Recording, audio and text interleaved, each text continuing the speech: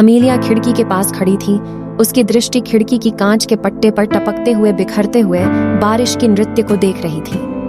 Grey मेघों में उसके हृदय में बढ़ रहे आंधी की छाया थी। जेम्स के साथ खुशियों भरे समयों की यादें उसके मन में बह गईं, जैसे समय के साथ फीकी पड़ गई हों, जैसे पुरानी फोटोग्राफियां। उनका प्यार गर्मी की गोद में खिला था, लेकिन अब वो संबंधों के ठंडे दबे हुए ग्रिप में था। कभी साथ साझा की हंसी और चुराए गए नजरें अब दूरी की तिरछी देखभालें और मजबूरी स्माइल्स में बदल चुकी थी। अमीलिया को उनके बीच बढ़ते गड्ढे का आभास हो रहा था और वो उसके दिल को फाड़ रहा था।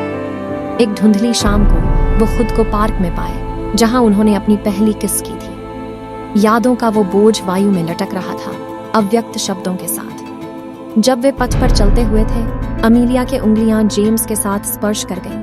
यह सम्मोहनिक अतीत में वापस जाने के लिए एक नीरा संकेत था, लेकिन उसका जवाब था एक क्षणिक स्पर्श, वो कुछ जो कभी था।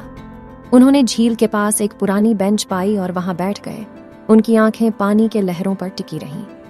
जेम्स ने आखिरकार चुप्पी तोड़ी, उसकी आवाज में दुख का भार होता हुआ। अमीलिया, तुम मुझसे बहुत ज्यादा कुछ लायक हो, जो मैं तुम्हें दे नहीं सकता। मैं कुछ ऐसे कुछ को थाम रहा हूं जो बहुत दूर जा रहा है, और यह हम दोनों के लिए न्याय संगत नहीं है। अमीलिया का हृदय कांप गया, जैसे कि उनकी आंखों में आंसू भर आए। उसका यह पल का डर था, फिर भी यह दर्द कम नहीं होता। जेम्स, मैं अभी भी तुमसे प्यार करती हूँ, उसने कह पाई। उसकी आवाज कांप रही थी।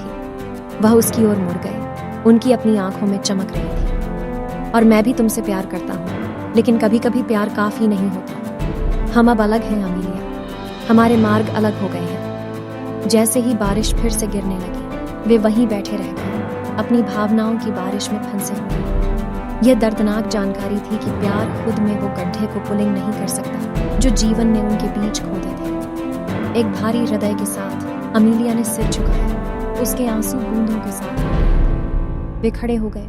उनके उंगलियां एक अंतिम बार एक साथ बांधी गईं। उनके होंठ एक विषम स्नेह से मिले, एक खुशी भरे अध्याय के लिए एक विदाई किस जो कभी खुशियों से भरा था। फिर एक अंतिम नजर के साथ वे एक दूसरे की तरफ मुड़ गए और विपरीत दिशाओं में चल दिए। दिनों ने सप्ताहों में तब्दील हो गए और अमीलिया के दिल में दर्द धीरे धीरे कम हो गया। उसे यह झांक था कि अब बहे आंसू उस चीज की हानि के लिए थे जो थी, न कि वह जिन आशंकाओं के लिए थे जो भविष्य में था।